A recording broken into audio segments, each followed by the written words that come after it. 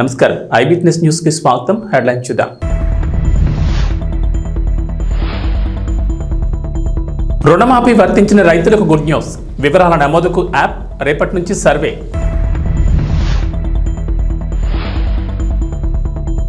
విజయవాడలో ఎంపాస్ కలకలం. DM&HO clarity, జీజీహెచ్లో ప్రత్యేకంగా వార్డుల ఏర్పాటు.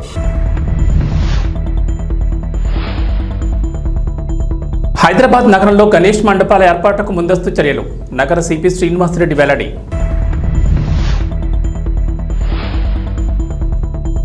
తెలంగాణకు రెయిన్ అలర్ట్. నేడు పలు జిల్లాల్లో భారీ వర్షాలు, ఎల్లో అలర్ట్ జారీ. తెలంగాణ ప్రభుత్వం 2 లక్షల రైతు రుణమాఫీ పథకం అమలు చేసిన సంగతి తెలిసిందే. మొత్తం 3 విడతల్లో రైతుల ఖాతాల్లో డబ్బులు జమ చేశారు. మొత్తం 31,000 కోట్లు రైతుల అకౌంట్లలో జమ చేసినట్లు సర్కార్ వెల్లడించింది. అయితే కొందరు రైతులకు అర్హతలున్న రుణమాఫీ వర్తించలేదు. రేషన్ కార్డు లేకపోవడం, ఆధార్ కార్డులో తప్పులు, పట్టాదారు పాస్ పుస్తకంలోని పేరుతో సరిపోలకపోవడం వంటి కారణాలతో వారికి రుణమాఫీ కాలేదు. దీంతో ఆయా రైతులు ఆందోళన వ్యక్తం చేస్తున్నారు. ఈ నేపథ్యంలో అటువంటి రైతులకు రైతు రుణమాఫీ వర్తించేలా ప్రభుత్వం కీలక నిర్ణయం తీసుకుంది. ఆయా రైతుల వివరాల నమోదుకు రైతు భరోసా పంట రుణమాఫీ యాప్ను తెలంగాణ వ్యవసాయ శాఖ రూపొందించింది. ఈ యాప్ను ఇప్పటికే అన్ని జిల్లాల వ్యవసాయ అధికారులు, డివిజన్, మండల స్థాయిలోని వ్యవసాయ విస్తరణాధికారులకు పంపించింది. వారు రుణమాఫీ వర్తించిన రైతుల సమాచారం తెలుసుకుని యాప్లో నమోదు చేయాలని ప్రభుత్వం మార్గదర్శకాలు జారీ చేసింది.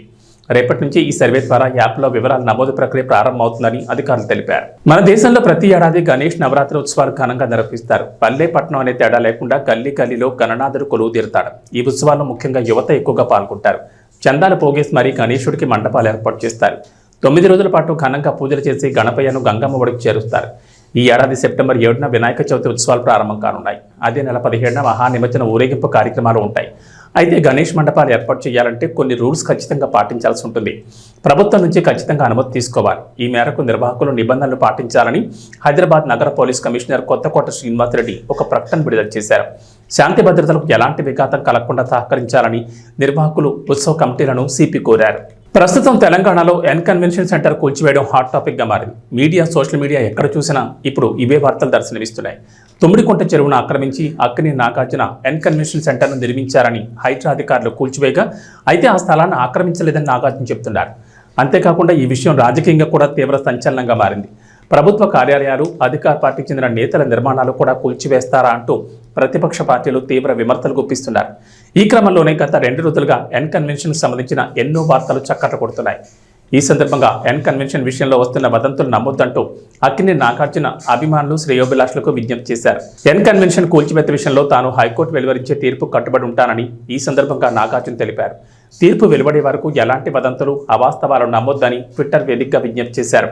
ఈ మేరకు ట్వీట్ చేసిన నాగార్జున, ప్రియమైన అభిమానులు, శ్రేయోభిలాషులకు కన్వెన్షన్కు సంబంధించి వస్తున్న వార్తల్లో వాస్తవాల కంటే ఊహాగానాలు ఎక్కువగా వినిపిస్తున్నాయి. పట్టాభూమిలోనే కన్వెన్షన్ నిర్మించాం, ఒక్క సెంటు కూడా ఆక్రమించలేదు. తుమ్మిడికుంట చెరువు ఆక్రమణ గురి కాలేదని special court AP land grabbing act 24/2/2014 ఓ ఆర్డర్ SR 3943/2011 ద్వారా జడ్జిమెంట్ ఇచ్చింది.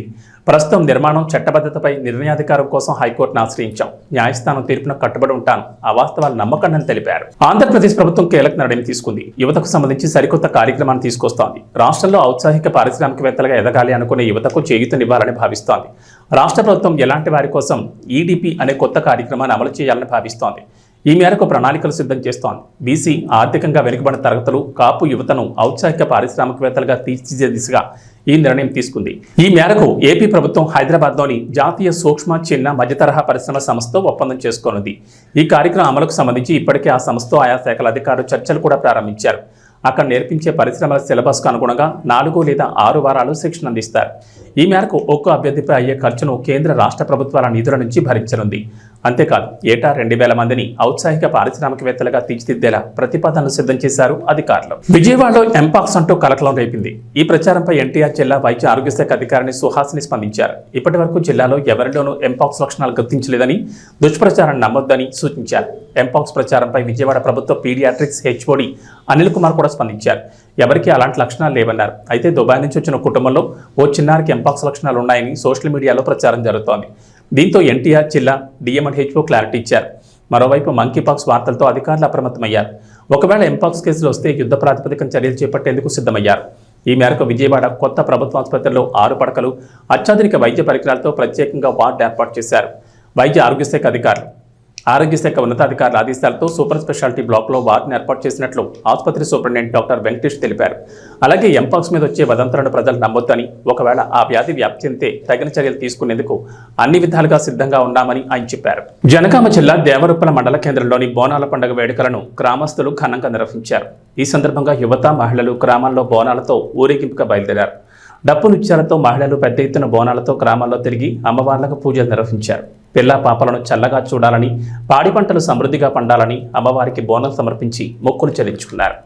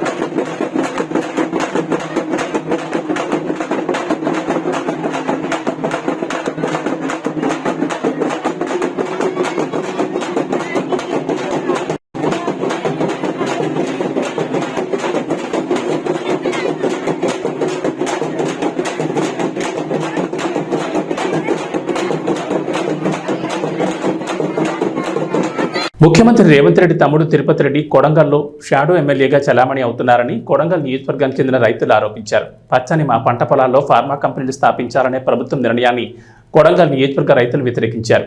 కొడంగల్ నియోజకవర్గంలోని దుద్యాల మండలానికి సంబంధించిన లగచర్ల, హక్కింపేట్, పోలేపల్లి, ఆర్బి తాండా, పులిచెర్ల కుంటతాండ, ఈర్లపల్లి తాండా గ్రామాలకు సంబంధించిన గిరిజన, దళిత, బీసీ సామాజిక వర్గాలకు చెందిన రైతులమైన మా పంట పొలాల్లో ఫార్మా కంపెనీలు స్థాపించాలని కాంగ్రెస్ ప్రభుత్వం 3,000 ఎకరాల భూమిని సేకరించడానికి పూనుకుందని బాధిత రైతులు బషీర్బాగ్ ప్రెస్ క్లబ్లో తెలిపారు. వారసత్వంగా వచ్చిన భూములు మాలో కొందరు కొనుక్కున్న భూములు, అదేవిధంగా గత ప్రభుత్వాలు పేదలకు కేటాయించిన అసైన్డ్ భూములు ఇందులో ఉన్నాయన్నారు. ఇందులో దేన్ని కూడా మేము వదులుకోవడానికి సిద్ధంగా లేమని, మా ప్రాంతంలో చక్కటి వ్యవసాయం జరుగుతుందని పేర్కొన్నారు.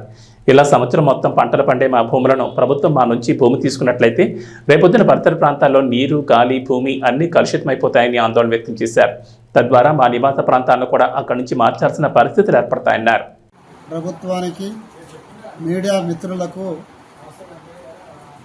అక్కింపేట, పూలపల్లి, లగచర్ల, కోడిబండ తాండా, వీర్లపల్లి తాండా, పులిచెర్లకుంట తాండా ప్రజల తరఫున ముందు నమస్కారాలు తెలియజేస్తున్నాం. మా బాధ ఏంటంటే రేవంత్ రెడ్డి ప్రభుత్వం వచ్చిన తర్వాత మా గ్రామాలు, ఇప్పుడు చెప్పిన గ్రామాల నుంచి 1,500 ఎకరాల భూమి కబ్జా చేయడం కొరకు ఆల్రెడీ నోటీసులు ఇచ్చారు. వికారాబాద్ కలెక్టర్ ద్వారా నోటీసులు ఇవ్వడం జరిగింది. ఫార్మా కంపెనీ మేము పెడతాము అని. వ్యవసాయదారులు అయితే ఇక్కడ ఉన్నోళ్ళు అర్ధెకరం, ఎకరా, 2 ఎకరాలు, 3 ఎకరాల లోపున్న సన్నకారు, చిన్నకారు, పేద రైతులు మాత్రమే మా భూములు గుంజుకుంటా అని అంటున్నారు. అక్కడ పెట్టడం వల్ల మా మొత్తం వాటర్ పొల్యూషన్ అవుతుంది ఒకటి, మా భూములు పోతున్నాయి 2. ఇన్ని గ్రామాల ప్రజలు నిరుద్యోగులమై రోడ్ల మీద పడి అడక్క తినవలసి వస్తుంది. దయచేసి మేము మనవి చేసేది ఏంటంటే, మీకు ఆ ఫార్మా కంపెనీ మాకొద్దు. మీరు ఎక్కడన్నా ప్రభుత్వ భూమికి, అదే కొడంగల్ తాలూకాలో మైలారం దగ్గర 2,000 ఎకరాలు, దుద్యాల, తొగపురం దగ్గర 7,000 ఎకరాలు, మాకు తెలిసిన ఒకడికి ఇంకా తెలియని భూమి చాలా ఉంది. మీరు అక్కడ పెట్టుకోండి, అది ప్రభుత్వ భూమి, అక్కడ ఎలాంటి అబ్జెక్షన్లు లేవు, మౌనవి. ఈ భూములు గుంజుకొని నిరుద్యోగులుగా చేసి మీ వ్యవసాయ కూలీలుగా చేసి చేయవద్దని మీ అందరం మనవి. దీనివల్ల మాకు పొల్యూషన్ వస్తుంది, భూములు కోల్పోతాం. దీనికి అన్నిటికన్నా మేలు ఏంటంటే అక్కడ పండించే పంటలు మొత్తం మిల్లెట్లు, మినుములు, శనగలు, జొన్నలు, పచ్చజొన్నలు, కందులు, వరి, ఈ ధాన్యాలు పండించే పంటలు వ్యవసాయ భూములు. బంగారం లాంటి భూములు మేము వదులుకోదలుచుకోలేదు, మేము భూమికి ఇవ్వదలుచుకోలేదు. మీరు పెట్టే కంపెనీ పెట్టుకోండి. అభివృద్ధి పూర్తి చేయాలంటే గవర్నమెంట్ భూమి ఉంది, ప్రభుత్వ భూమిలో ఉండండి, దాన్ని కబ్జా చేసుకోండి, మీరు ఏమైనా చేసుకోండి, అక్కడ కంపెనీలు పెట్టండి. పెడతారా పెట్టారా అది మీ ఇష్టం. అభివృద్ధి పేరు అంటారా, మాకు అభివృద్ధి ఉదాహరణ మేము వ్యతిరేకులం కాము. ఓ మెడికల్ కాలేజ్ పెట్టండి, ఓ ఇంజనీర్ కాలేజ్ చేయండి, మాకు హకింపేటకు పూలపల్లికి ఓ ఇంజనీర్ కాలేజ్ చేయండి, డిగ్రీ కాలేజ్ చేయండి, అవి అభివృద్ధి చేయండి. కానీ తెచ్చి ఫార్మా కంపెనీ పెట్టి పొల్యూషన్ చేసి మాకు కనీసం పీల్చుకోవడానికి గాలి కూడా మంచి గాలి లేకుండా భూమి గుంజుకుంటావు, మంచి గాలి ఇవ్వవు, తాగడానికి నీళ్లు పొల్యూషన్. ఇంతకు ముందే మనం ఎల్బీ నగర్లో సిరీస్ కంపెనీ ఉండే, దాదాపు 30 ఏళ్ళు ఖచ్చితమైన నీళ్లు. అట్లే నిన్న 3 రోజుల కింద 18 మంది చనిపోయారు ఫార్మా కంపెనీ వాళ్ళు ఆంధ్రాలో. అట్లా ఇక్కడ కూడా ఎన్నో అయినాయి చౌటుపల్లి దగ్గర ఉన్న ఫార్మా కంపెనీలు. అక్కడ నుంచి ఈ ఫార్మా కంపెనీలు వల్ల చెడే జరుగుతుంది కానీ మంచి జరుగుతలేదు. కాబట్టి మీ అందరితో ప్రభుత్వానికి విన్నవించకూడదు ఏంటంటే దయచేసి మా మీద కనికరించి మీకు ఓటేసినందుకు పుణ్యమా అని ఈ కార్యక్రమాన్ని మీరు ఏదైతే తలపెట్టినో ఫార్మా కంపెనీ, ఆ ఫార్మా కంపెనీ పెడదామన్న ఉద్దేశాన్ని విరమించుకోవాలని. మీరు ఎక్కడైనా పెట్టుకోండి, ప్రభుత్వ భూమి ఉంది అక్కడ పెట్టుకోండి, మమ్మల్ని బాధ పెట్టకండి, మీరు బాధపడకండి. మీ ద్వారా మేమంతా సుఖపడాలని మీకు ఓటేసి ముఖ్యమంత్రిని చేర్పించుకున్నాము. కానీ మీరు మాత్రం ఈ విధంగా బాధ పెట్టడం మాత్రం ఇది మీకు మీ విజ్ఞతగా వదిలేస్తున్నాం. దయచేసి ఎటువంటి పరిస్థితుల్లో మా భూముల జోలికి రాకండి. మేము భూములు ఎటువంటి పరిస్థితులు ఇవ్వడానికి వెళ్ళేమో, మేము దగ్గర రానియము. దేనికైనా సరే కోర్టుకు పోతాం, కంపెనీలు పెట్టనియ్యం, పెట్టినా మేము బతకనియ్యం. అది కూడా జరుగుతుంది. దయచేసి ప్రభుత్వానికి విన్నపం, మా భూముల జోలికి మీరు రాకండి, మేము మీ జోలికి మేము రాము. మీరు అభివృద్ధి చేయకున్నా చేసినా సరే మా బతుకు మమ్మల్ని బతకనియండి. మా బతుకు మేము బతుకుతున్నాం. ఎకరం 2 ఎకరాలు చూసుకొని ముసలో నుడి కూడా అంతా దాని మీద ఆధారపడి దాని ఆశతోటి తరతరాలుగా బతుకుతున్న భూమి అది.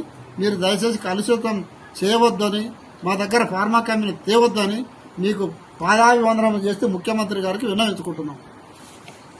శనివారం కలెక్టర్ కార్యాలయం మీకోసం సమావేశం జిల్లాలోని తహసీల్దార్లు, టీటీలు, సర్వేయర్లు, వివిధ శాఖల రెవెన్యూ అధికారులతో పీజీఆర్ఎస్ ఫిర్యాదులు, స్వచ్ఛ ఆఫీస్ రికార్డ్, కుల ధృవీకరణ పత్రాలు, అసైన్ ల్యాండ్స్, పట్టా ల్యాండ్స్, ఓల్డ్ ల్యాండ్స్, ఖరీఫ్ ధాన్యం కొనుగోళ్లు తదితర అంశాలపై సమీక్ష నిర్వహించారు.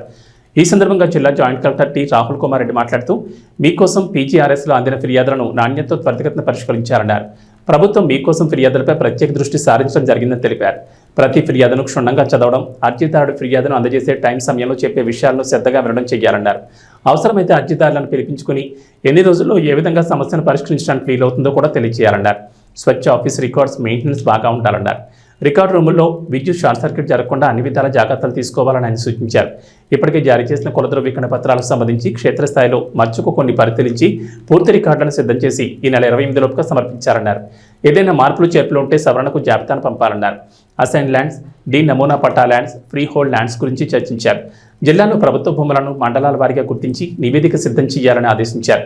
ఈ సమావేశంలో జిల్లా రెవెన్యూ అధికారి J Udayabhaskararao, KRRC special deputy collector మరియు Tadepalligudem incharge RDO B Sivanarayana Reddy, Narsapuram RDO M Achyut Ambarish, collectorate land superintendent CH Ravikumar, మండల తహసీల్దార్లు, డీటీలు, సర్వేయర్లు, civil supply, land and registration అధికారులు తదితరులు పాల్గొన్నారు.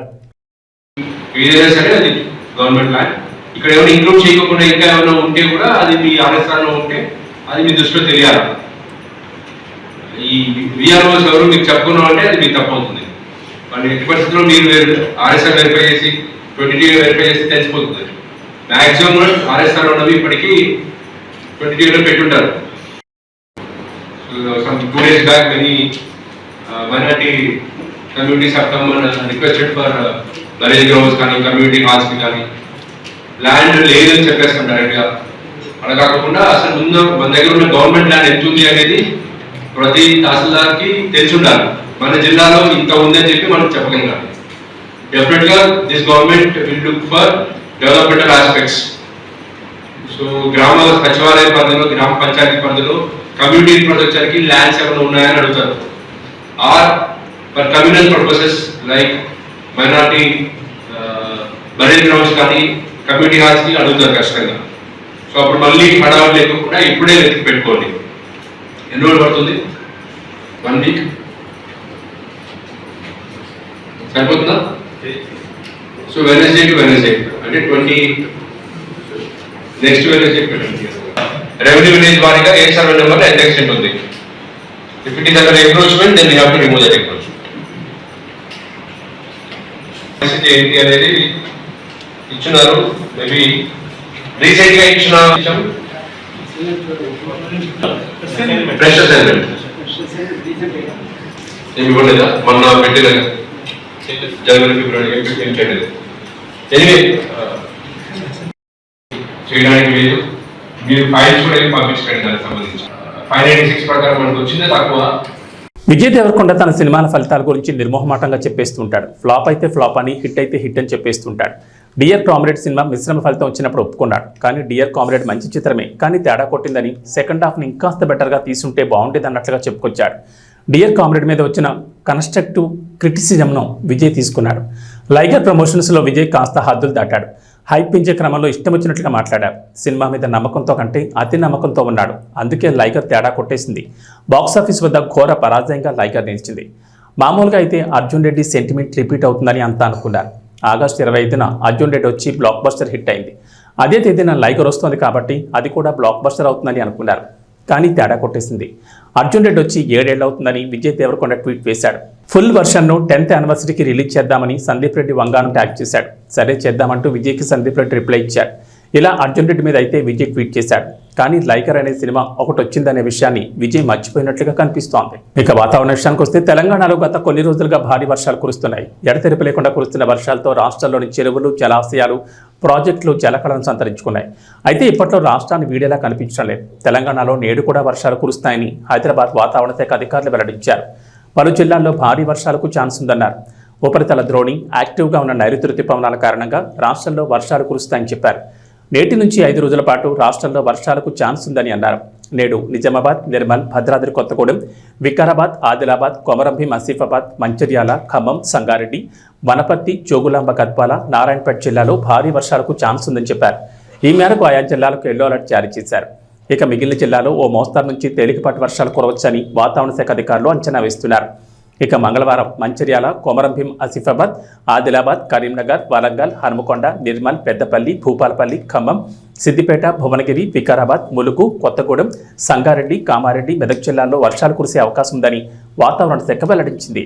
ఇవి బులెటిన్ విశేషం. నమస్కారం.